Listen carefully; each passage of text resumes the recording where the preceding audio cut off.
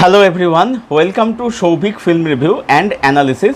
আমি সৌভিক, আর এই ভিডিওতে রিভিউ করব ভাইয়াজি সিনেমাটাকে নিয়ে, ডিরেক্টর বাই অপূর্ব সিং কার্কি, এবং এখানে ছবিতে অভিনয় করেছে মনোজ বাজপেয়ী, জয়া হোসেন, শুভেন্দু অধিকারী এবং আরও অনেকে। তো এই ছবির যে পরিচালক মানে অপূর্ব সিং কার্কি, সে এর আগে মনোজ বাজপেয়ীকে নিয়ে লাস্টের ছবি বানিয়েছিল যার নাম হচ্ছে সির্ফ এক বান্দা খাবে। ছবিটা একটা অসাধারণ ছবি ছিল। এবারে এই পরিচালক এবারে মনোজ বাজপেয়ীকে নিয়ে একটা দেশি মাস ফিল্ম বানিয়েছে। এবার ছবিটা আমি দেখলাম এবং দেখার পরে আমি বলবো যে এই ছবিটা আমার কাছে একটা অ্যাভারেজ থেকে বিলো অ্যাভারেজ ফিল্ম লেগেছে। এবারে কেন এই কথাটা বলছে এটা এবারে আমি আসছি। এখানে গল্পটা যেটা দেখাচ্ছে এটা হচ্ছে যে মনোজ বাজপেয়ী মানে ভাইয়াজি, তার এক ভাই রয়েছে, তাকে মনোজ বাজপেয়ী খুব ভালোবাসেন। এবারে সেই ভাই কোনোভাবে মারা যাচ্ছে, তাকে মেরে দেওয়া হচ্ছে বলা ভালো। ভিলেন যে এখানে মানে শুভেন্দু অধিকারী তাকে মেরে দিচ্ছে। এবারে ভাইয়াজি কি করছে, সে কীভাবে রিভেঞ্জ নিচ্ছে, নিতে পারছে কি না, এই নিচ্ছে গল্প। মানে এটা একটা simple straight forward revenge story. এবারে ছবিটা কেন আমি একটা অ্যাভারেজ বিল অ্যাভারেজ ফিল্ম সিনেমা বললাম, একটা যেখানে বুঝতে হয় সেটা হচ্ছে যে এই পরিচালক এর আগে যে ছবিটা করেছিল সির্ফ এক বান্দা কাফি হ্যাঁ, দেখছে মানে অসাধারণ ছবি, ওয়েল মেড সিনেমা ছিল সেটা। এবারে একটা এমনি নর্মাল ভালো সিনেমা বানানো আর একটা মাস মুভি বানানোর সেন্সিবিলিটি কিন্তু সম্পূর্ণ আলাদা হয়। এখানে সমস্যা কোথায়? সমস্যাটা হচ্ছে যে প্রথম কথা, আমরা ভাইয়াজি ক্যারেক্টারের ব্যাপারে অনেক কিছু শুনছি। যখন আমরা প্রথম জানতে পারছি, যখন এই যখন নিজেকে ইন্ট্রোডিউস করাচ্ছে, তখন সে বলছে যে সে এই ছিল সেই ছিল হ্যান ত্যান, তার সাথে ফ্ল্যাশব্যাক, কিছু সেকেন্ডের কিছু অ্যাকশান সিকোয়েন্স, যেটা ট্রেলারে তোমরা দেখেছো, ওরম কিছু সিন ক্লাইম্যাক্সে নেই, ওটা মাঝপথে তাও একটুখানির জন্য রয়েছে। সেখানে সে বলছে আমি এখানে এসেছিলাম, আচ্ছা হলো।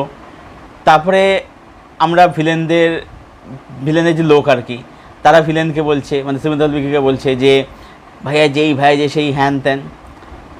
এবার এখানে প্রবলেমটা হচ্ছে যে এই যে ভাইয়া যে ক্যারেক্টারটা এত ডেঞ্জারাস একটা ক্যারেক্টার, মানে শুনে যেরকম একদম মনে হচ্ছে। এবার ব্যাপারটা হচ্ছে কি, এটা তো পুরোটা দেখান যে ডায়ালগের মাধ্যমে।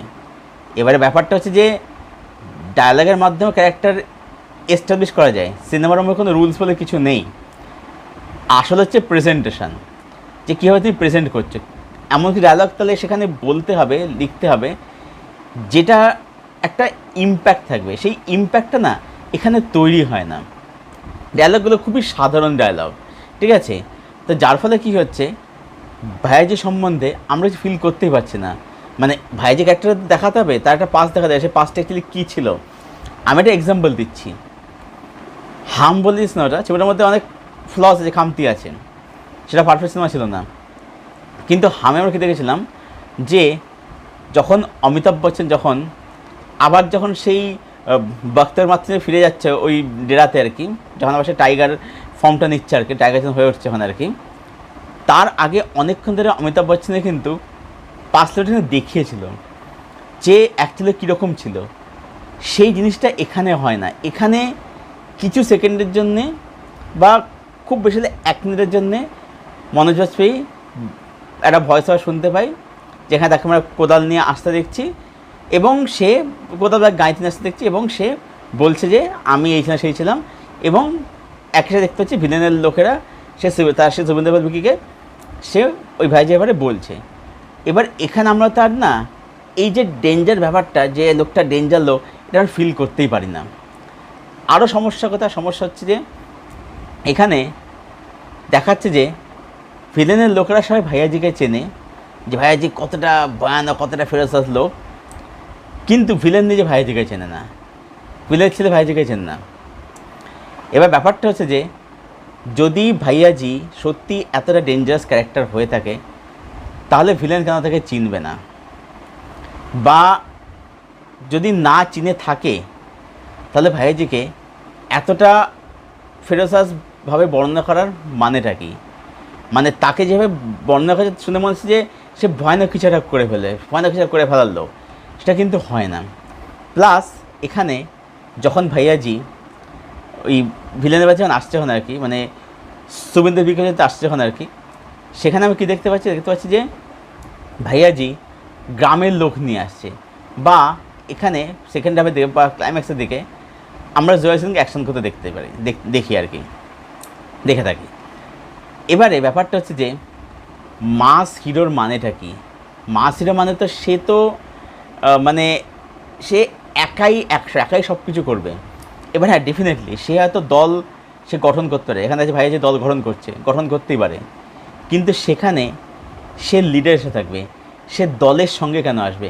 এখানে হচ্ছে ভাইয়াজি যখন আসছে সে গ্রামবাসীদের নিয়ে আসছে, তাহলে এখানে তার যে মাস ইয়েটা তাহলে সেটা কোথায় গেল? তাহলে তাকে তো ট্রিট করেছে, মানুষকে ট্রিট করেছে মাস হিরো হিসাবে, তাহলে সেই মাস সেন্সিবিলিটিটা কোথায় গেল? তাহলে এখানে মনে হচ্ছে সেই যে একটা ভয়াবহতা সেটা তাহলে কোথায় গেল? তাকে বর্ণনা করছে একরকমভাবে, বাট তাকে দেখছে আর একরকমভাবে।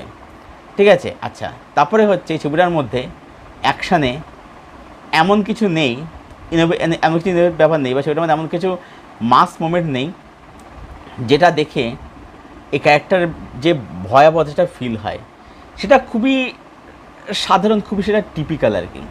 আচ্ছা, এবারে যেটা সমস্যা হচ্ছে যে এই যে মনোজ বাজপেয়ীর ক্যারেক্টারটা ভাইয়াজি, সে তার ভাইয়ের মৃত্যুর প্রতিশোধ নিচ্ছে, বদলা নিচ্ছে।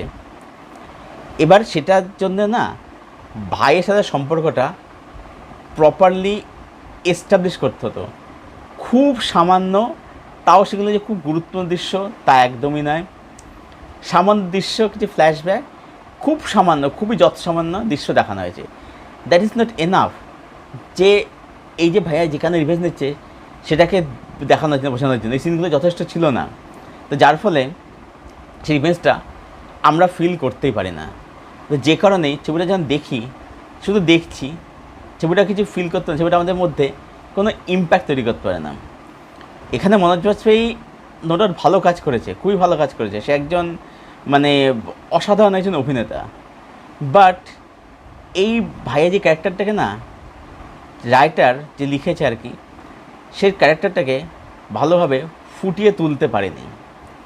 একটা মাস সিনেমা বা একটা মাস সিনেমার ক্যারেক্টার কীভাবে এস্টাবলিশ করতে হয়, আমি যেটা বুঝলাম যে এই পরিচালকের মধ্যে সেই মাস সেন্সিবিলিটিটা ভীষণ কম রয়েছে, একেবারে নেই বললেই চলে।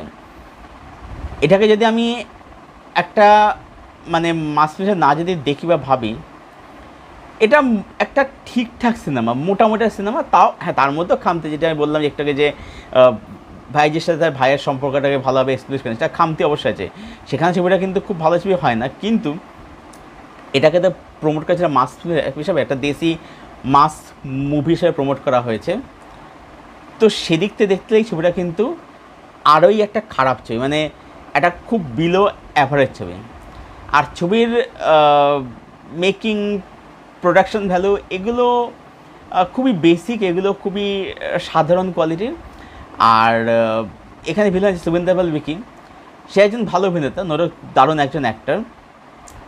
তো সে এখানে কাজ ভালো করেছে, বাট যেটা ব্যাপারটা এখানে কিন্তু অ্যান্টাগনিস্ট একেবারে কিন্তু স্ট্রং অ্যান্টাগনিস্ট না, খুবই টিপিক্যাল এবং খুবই ওয়ান ডাইমেনশনাল ভিলেন এখানে দেওয়া হয়েছে আর কি, তিনি প্লে করেছেন আর কি। তো যে কারণেই এখানে মানে এই যে হিরো ভার্সেস যে একটা যে কনফ্লিক্ট, সেটা কিন্তু ফিল একেবারেই কিন্তু হয় না। তো সব মিলিয়ে আমার এই ছবিটা আমার খুবই একটা মানে বিলো অ্যাভারেজ সিনেমা লাগলো। ছবিটা অ্যাকচুয়ালি যে মানে শুরুতেই গলদ, গোড়াতেই গলদ কথা আছে না, সেটা গোড়াতেই গলদ আর কি। তো এটা আমার কাছে একটা খুবই বিলো অ্যাভারেজ সিনেমা লাগলো। তাই সব মিলিয়ে আমি এই ফিল্মটাকে দেব 5.3 আউট অফ 10। আমার ছবিটা স্ট্রিক্টলি বিলো অ্যাভারেজ লেগেছে। এবারে তোমরা যদি মনে করো এই সিনেমাটা দেখবে, তারা দেখতে পারো। আমি পার্সোনালি কাউকে সেভাবে রেকমেন্ড করে দেখার জন্য, যদি দেখতে চাও একদম জিরো এক্সপেকটেশন রেখে জাস্ট ফর টাইম পাস একবার দেখতে পারো, আবার না দেখলেও ক্ষতি কিছু হয়ে যাবে না। তো যাই হোক, তো যদি কেউ দেখে থাকো ছবিটা, কমেন্ট করে জানাও যে তোমাদের ভাইয়া যে ছবিটা কীরকম লাগলো। আমি আমার অনেস্ট ওপিনিয়ন দিয়েছি, অনেস্ট রিয়াকশান দিলাম। তোমরা তোমাদের ওপিনিয়ন অবশ্যই কমেন্ট বক্সে শেয়ার করো। ভিডিওটা ভালো লেগে থাকলে লাইক করো, শেয়ার করো, চ্যানেলটাকে অবশ্যই সাবস্ক্রাইব করো, পাশের বেল বাটনটাকে প্রেস করে দেবে এরকম আরও রিভিউ পাওয়ার জন্য। আর আমার সঙ্গে জুড়তে চাইলে আমার ফেসবুক লিঙ্ক দেওয়া থাকে নিচের ডেসক্রিপশন বক্সে, সেখান থেকে তোমরা আমার সঙ্গে জুড়তে পারো, সেখান থেকে আমরা ফ্রেন্ড হতে পারি। ভিডিওটা এখানেই শেষ করছি। Thank you for watching, thank you for support. দেখা হচ্ছে আবার তোমাদের সাথে পরের কোনো ভিডিওতে। Till then, tata.